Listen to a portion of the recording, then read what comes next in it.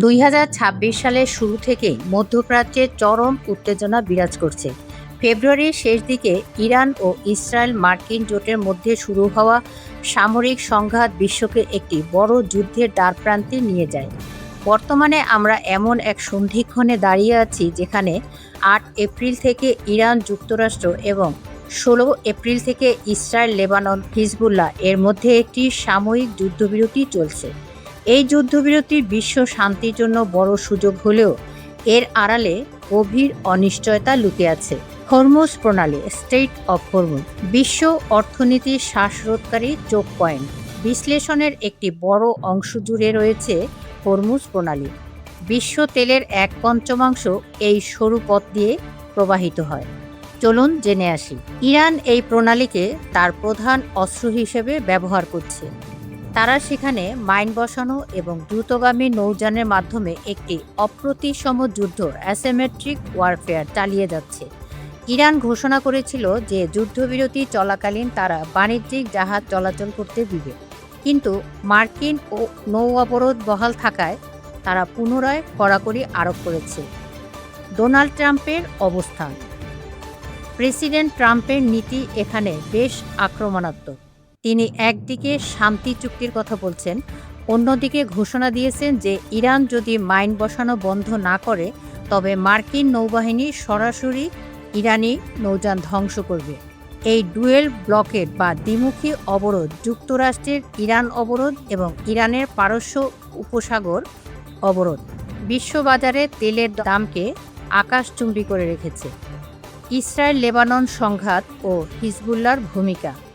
16 April থেকে কার্যকর হওয়া 10 দিনের যুদ্ধবিরতি এই সংকটের অন্যতম গুরুত্বপূর্ণ মোড়। 1993 সালের পর এই প্রথম ওয়াশিংটনে ইসরায়েল ও লেবাননের মধ্যে উচ্চ পর্যায়ে সরাসরি আলোচনা শুরু হয়েছে। মার্কিন পররাষ্ট্রমন্ত্রী মার্কো রুবিও এই আলোচনার মধ্যস্থতা করছেন। জটিল শর্তাবলী। ইসরায়েলের দাবি স্পষ্ট, হিজবুল্লাহকে সম্পূর্ণ নিরস্ত্রীকরণ করতে হবে। অন্যদিকে লেবানন চাইছে অবিলম্বে ইসরায়েলি সেনা প্রত্যাহার এবং যুদ্ধ বিধ্বস্ত দেশের পুনর্গঠনের সহায়তা। হিজবুল্লাহর অবস্থান। ইরানপন্থী এই গোষ্ঠীটি বর্তমানে একটি কঠিন চাপের মুখে। প্রেসিডেন্ট ট্রাম্প ট্রুথ সোশ্যালে সরাসরি হিজবুল্লাহকে ভদ্র আচরণের অ্যাক্ট নাইসলি আহ্বান জানিয়েছেন, যা তার চিরাচরিত কূটনৈতিক চাপের প্রতিফলন। ট্রাম্পের মিক্সড সিগন্যাল ও অভ্যন্তরীণ রাজনীতি। প্রেসিডেন্ট ট্রাম্পের এই যুদ্ধের উদ্দেশ্য নিয়ে খোদ যুক্তরাষ্ট্রে বিতর্ক চলছে। দ্বিমুখী বার্তা। তিনি কখনো বলছেন যুদ্ধ শেষ করার কোনো নির্দিষ্ট সময়সীমা নেই, আবার কখনো বলছেন তিনি একটি বিরাট চুক্তি, গ্রেট ডিল করতে চান। এই অনিশ্চয়তা মিত্র দেশগুলোর মধ্যেও বিভ্রান্তি ছড়াচ্ছে। লক্ষ্য পরিবর্তন। ট্রাম্প প্রশাসনের প্রাথমিক লক্ষ্য ছিল ইরানের পরমাণু সক্ষমতা ধ্বংস করা এবং তাদের মিসাইল প্রোগ্রাম থামানো, কিন্তু বিশ্লেষকদের মতে বর্তমানে এটি ইরানের শাসন ব্যবস্থার উপর প্রচণ্ড চাপ সৃষ্টি করে একটি নতুন আঞ্চলিক ব্যবস্থা তৈরির চেষ্টার রূপ নিয়েছে। আঞ্চলিক ও বৈশ্বিক প্রভাব। রাশিয়া ও চীন। ইরানের সাথে এই যুদ্ধে রাশিয়ার কৌশলগত নীরবতা এবং চীনের জ্বালানি নিরাপত্তা হুমকিতে পড়া বিশ্ব রাজনীতিকে নতুন ব্লকে বিভক্ত করেছে। মানবিক বিপর্যয়। লেবানন ও ইরানে বিমান হামলায় বেসামরিক নাগরিকের মৃত্যু এবং হাজার হাজার মানুষের বাস্তুচ্যুতি এই সংকটের সবচেয়ে করুণ দিক।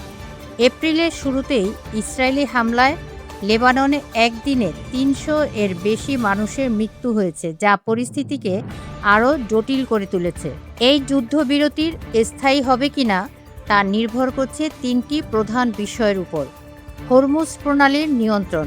যদি ইরান আন্তর্জাতিক জাহাজ চলাচলের পথ খুলে না দেয় তবে ট্রাম্প প্রশাসন বড় ধরনের সামরিক পদক্ষেপে যেতে পারে। হিজবুল্লাহর নিরস্ত্রীকরণ।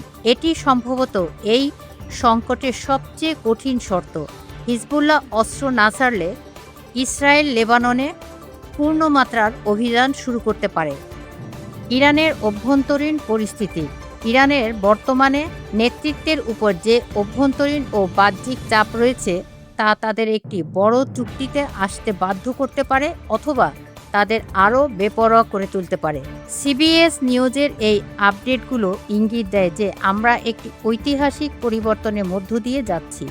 প্রেসিডেন্ট ট্রাম্পের পিস থ্রু স্ট্রেংথ, শক্তির মাধ্যমে শান্তি নীতি মধ্যপ্রাচ্যে হয় একটি দীর্ঘমেয়াদী সমাধান আনবে, না হয় অঞ্চলটিকে কয়েক দশকের জন্য অস্থিতিশীল করে তুলবে। বর্তমান 10 দিনের এই বিরতি মূলত ঝড়ের আগের নিস্তব্ধতা কিনা তা সময়ই বলে দেবে।